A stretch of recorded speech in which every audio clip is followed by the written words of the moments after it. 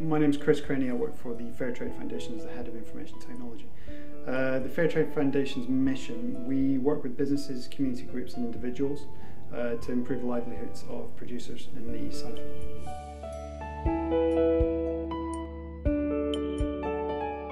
There are a number of business areas we were looking to address by bringing in iMIS. The primary one was we had a supported database of around about 60,000 individuals. Essentially, we needed to actually manage this in a much more efficient manner. We were using Access beforehand, so we wanted to address this issue. We then tacked onto that a lot of other business areas that became important to us as part of the project.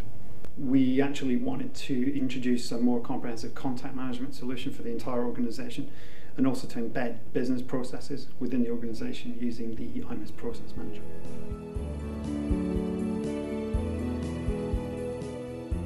When we looked at this project, there were a lot of products on the market that had a potential fit to our requirements.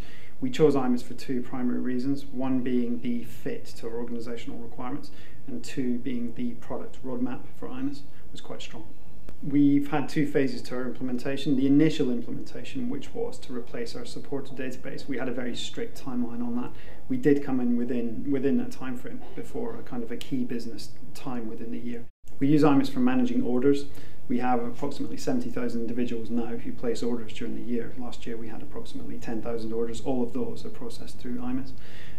We also use iMIS contact management across the organisation. We are looking to increase the depth of usage of that, and we're also rolling out a much more comprehensive use of fundraising within the iMIS interface. We have upgraded to iMIS. It's quite a recent development. We upgraded to 15.1 in August of this year. It was very successful actually. We managed it in-house and we recruited a DBA to actually manage that process. That was one of his first jobs.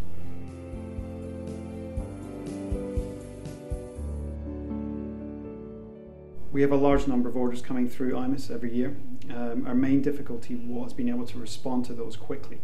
The order being processed through iMIS has allowed us to do that a lot more efficiently, and our actual response time for an order for Fairtrade merchandise has gone down from around about 3 weeks to 1 week, which has been quite a successful turnaround. iMIS technical support is good.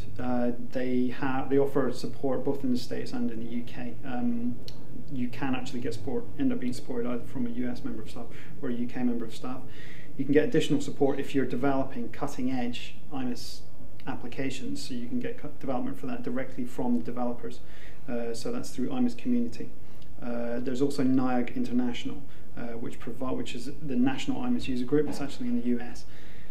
We felt that support was very good, but it didn't cover enough of what the UK required. So what we've done, two iMIS colleagues and I, have actually set up the UK NIAG branch. So that actually involves everyone within the UK and Europe to actually feed back UK and Europe specific queries into NIAG International. So these can actually get fed back to ASI. We see it as a commitment from ASI. It's essentially promising us that they will be there as we develop, and that we're going to get use of increasing the modern technology and be able to utilise that in our organisations.